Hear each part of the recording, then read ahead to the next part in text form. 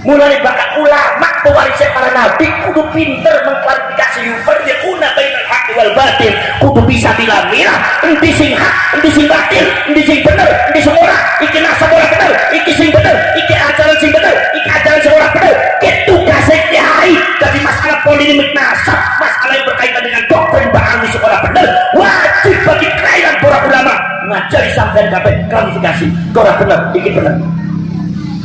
Aja menang baik jadi kiai ku, jadi kiai menang baik sih gunanya sampai jadi kiai apa gini bener. Nabi Isa itu pada siapa bro? Siti Maryam dianggap adalah Ibrahim